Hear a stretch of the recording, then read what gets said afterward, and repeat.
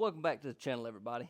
It's May the 27th down here in South Alabama, and yesterday it was over 90 degrees, and I still got plenty of land that needs to be clearing, and I want to be able to use my excavator all day long if I feel like it.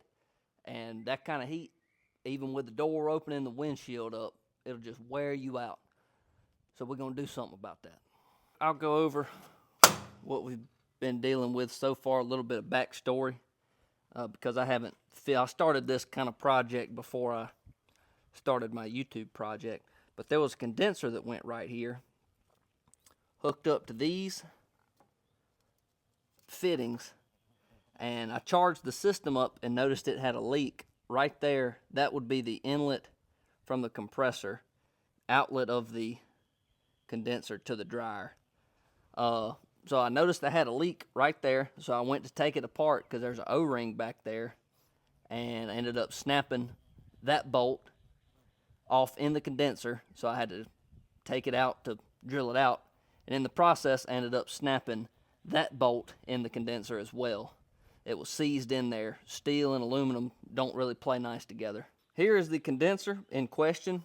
It's not in the greatest of shape. It had a pretty good dent in it. I have no idea what hit it. It was like that when I got it. But anyhow, this is where it was leaking from. There's a nipple on the back of that line that slips down in there with the O-ring to seal it. And that bolt is what holds that block to the top of this condenser, and that bolt snapped. So then when I went to remove the thing, that bolt holding this line in snapped as well.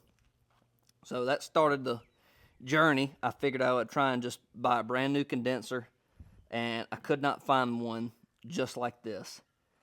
Believe it or not, 1997, there was no shot.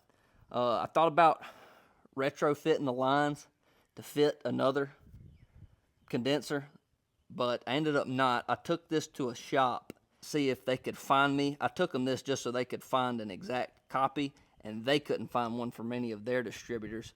So what they ended up doing is drilling these bolts out for me all the way through. So these holes are no longer threaded.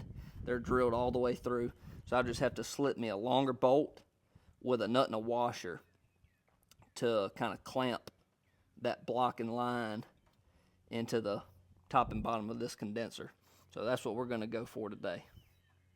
So I'm going to do my best to film this, but it's pretty tight in here. So I apologize if the camera angles kind of suck. So I'm gonna go ahead and mount this condenser back in here.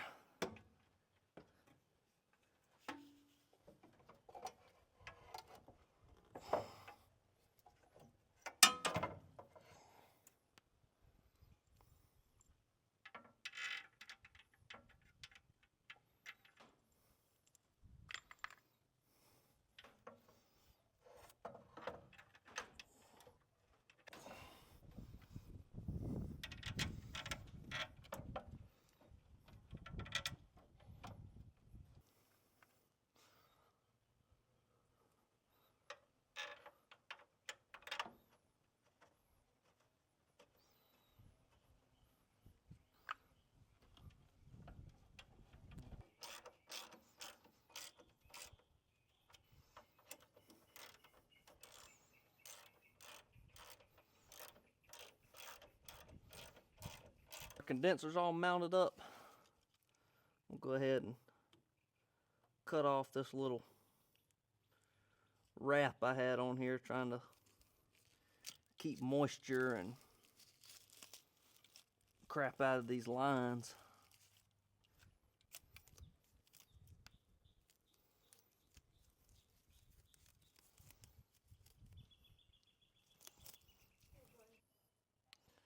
So this is what that block looks like, just a hole and a little nipple and an O-ring on there to seal into the condenser. Now this particular one wasn't leaking, but since it's all apart, I'm going to replace it as well.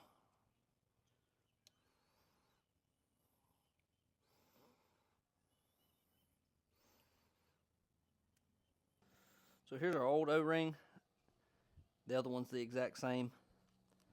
So I have this little assortment of AC O-ring little kit that I got from O'Reilly's for some previous jobs, but it had plenty of them in there.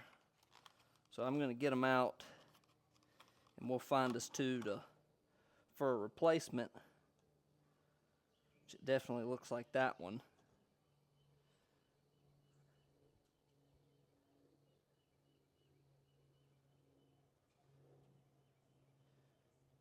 And we'll put this baby back together.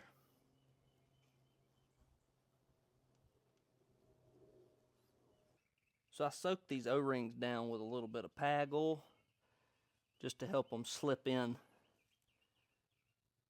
to their homes.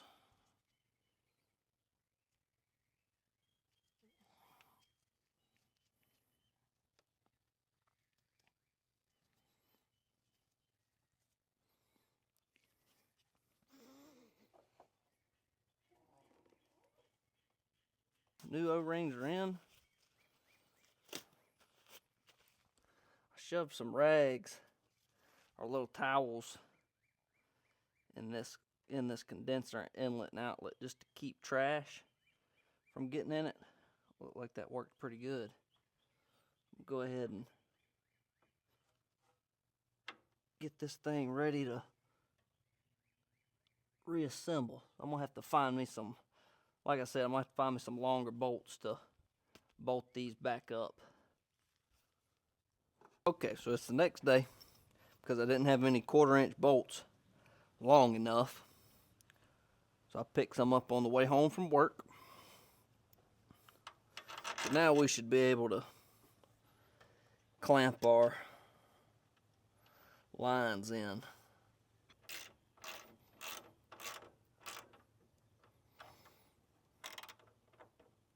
Well, this is great. I measured this side thinking they would be the same. So I got a 2.5-inch 1/4-inch bolt. That side's bigger. I'm going to need a 3-inch 1/4-inch bolt.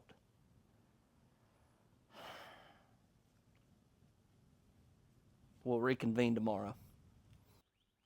So it is the next day, and it is a 1/2-inch longer bolt. So maybe now we can get this done. Or moving in the right direction anyways.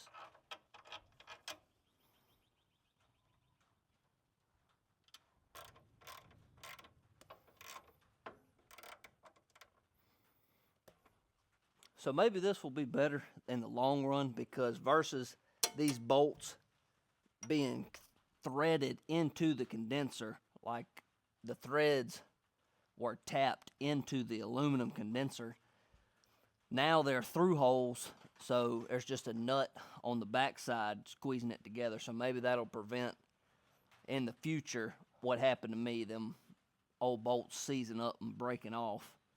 Maybe that'll prevent that from happening in the future. So now that we've got our new O-rings and our new bolts and them lines tightened up, I got me a set of manifold gauges and a vacuum pump back there that I rented from O'Reilly's. So we're gonna hook all that up and pull a vacuum on it and make sure we're all good and sealed up before we go charging this thing with Freon.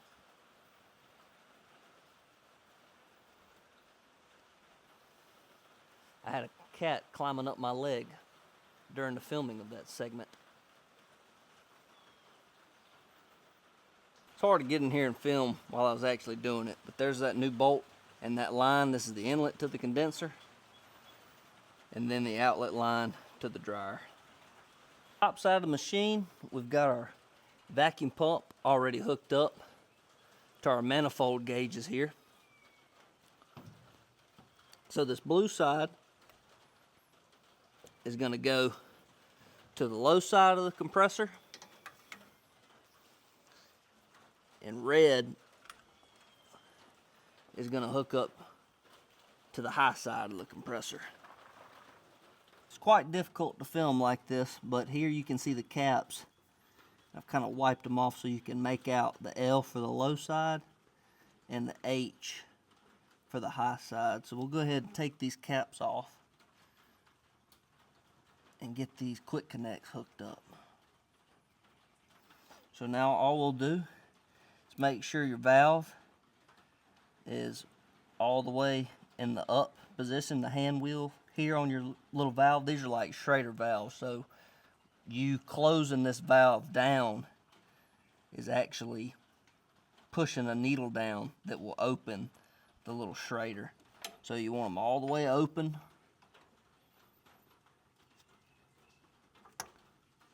I'm trying to do this one-handed.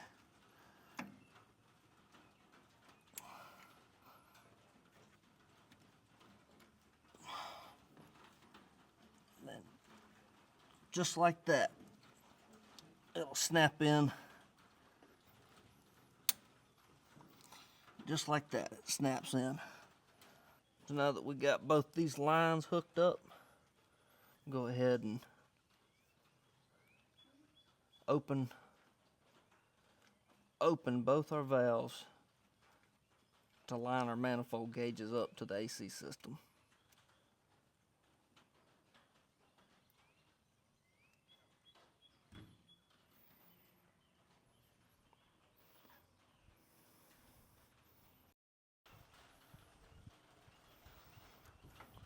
Now that our lines are hooked up, we can turn on our vacuum pump and then line the pump up through this manifold gauge to the AC system.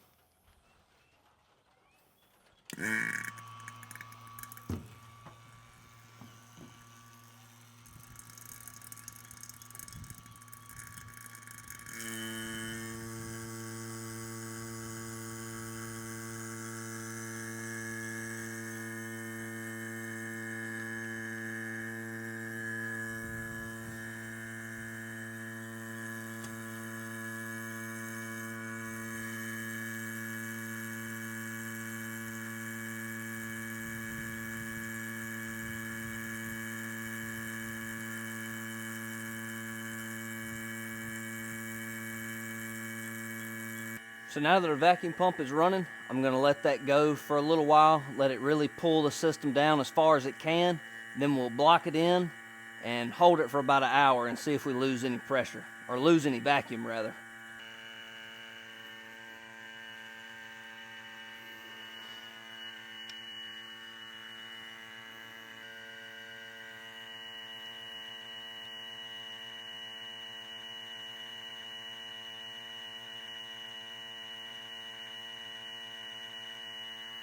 Describe a little bit of what we just saw in that last clip.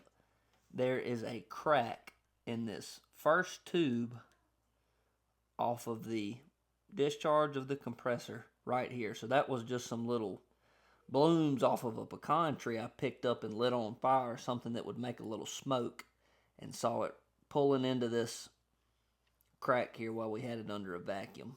So still, versus trying to buy a new one, I went ahead and pulled this condenser back out.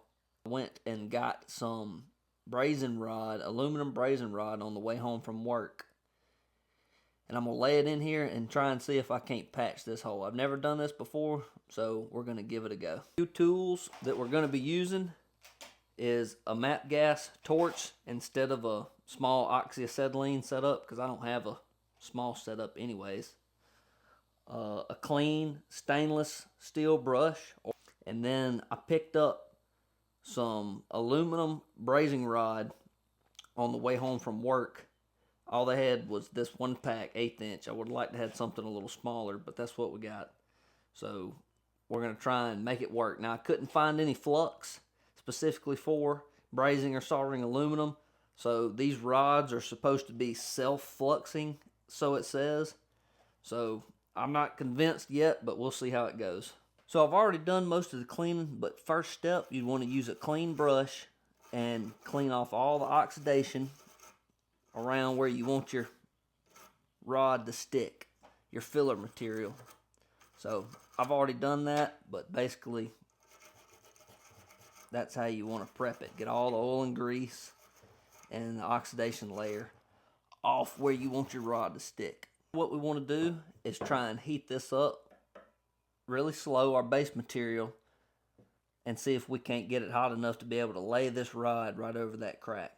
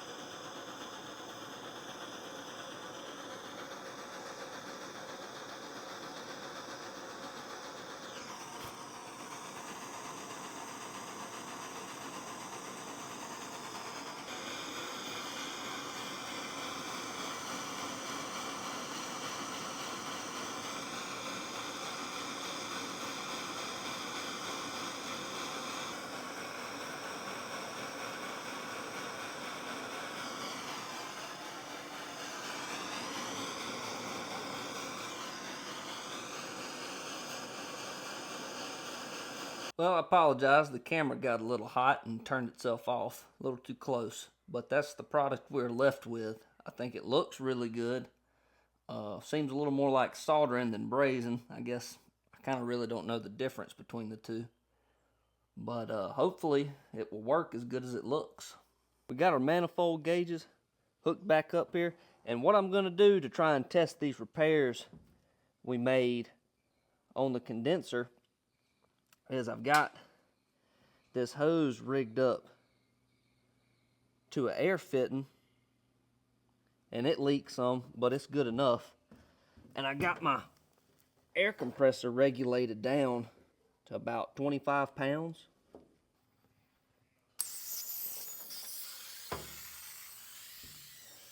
So what I'm gonna do is put pressure on the system and then get us some soapy water and soap everything down and make sure all our repairs and connections are not leaking before we go trying to pull another vacuum on this thing and really give it a pressure test.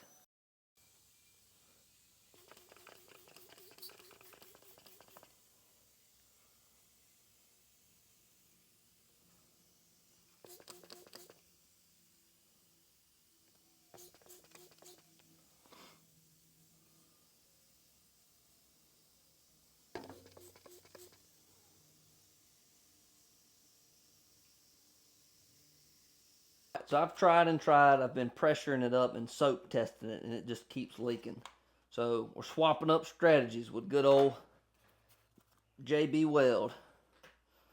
So I've just got you 2 equal parts. Mix that up.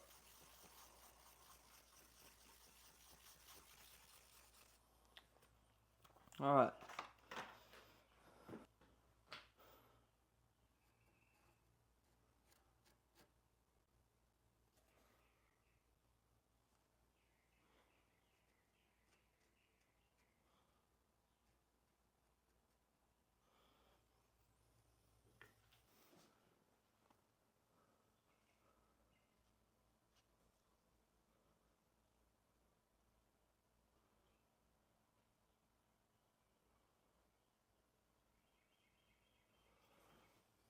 I was tired of messing around. So this is the gobbed on there.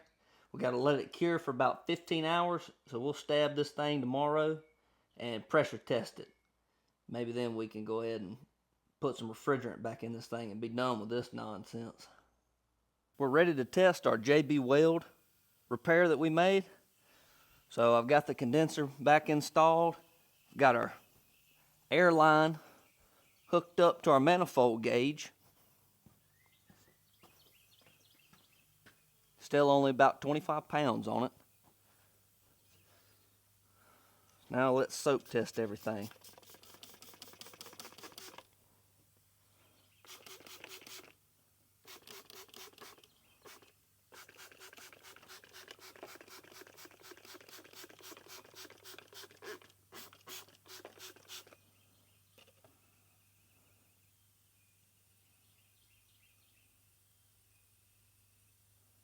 I would say that repair stuck. Looking good. So now that we passed the pressure test, positive pressure test, I've got our vacuum pump hooked back up to the manifold gauges. We're going to pull a vacuum on it, block it in, and try and hold it for an hour before I go putting some refrigerant in here, just so we don't waste it if we find something else. So I've got me a couple cans of refrigerant here. One of them has a shot of PAG oil in it, just because there's no telling how much this thing still got in it, so we'll be on the safe side and add a little bit. Hopefully this will be enough. I can go get more if I need to. But we've got our can tap hooked up, so I just buy straight up cans because I have a can tap in this set of manifold gauges. So I went ahead and bought these just because I got my whole life to work on air conditioners, so figured it'd be worth it. These cans with a gauge on them are expensive. Alright, so we've been holding pressure for about an hour now. So I think we're good to go ahead and charge this thing up. So we'll hook up to our can of refrigerant. Go ahead and tap into that baby. And I've seen where it's a good idea to purge the air out of this line.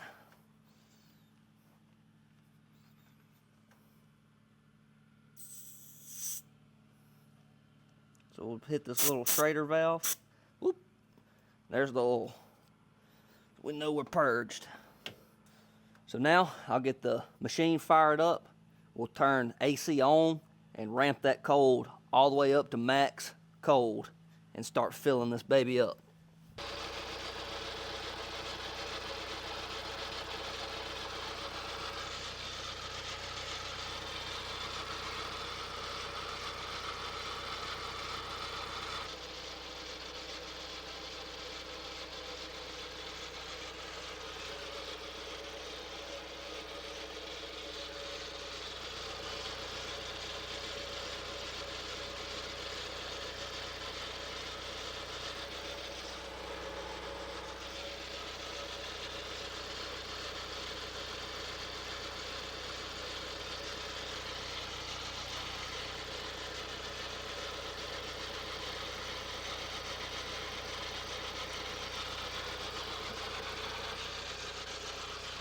Well guys, unfortunately, I thought that was the root of our problem, just that condenser, but it's holding steady. We filled it full of refrigerant and it's just not cooling like it should. So I'm kind of at a loss on that. I'm not an AC man by any stretch, so it takes me a lot longer than it probably would somebody else. So I'm just gonna stop the video here, kind of as a part one. Hopefully we can have us a part two and get this thing cooling, because that would be, man, that'd be fine this time of year. So anyways guys, if you liked the video, please like and subscribe. We always doing something around here. Drop a comment, let me know what you'd like to see me working on next. Have a blessed day.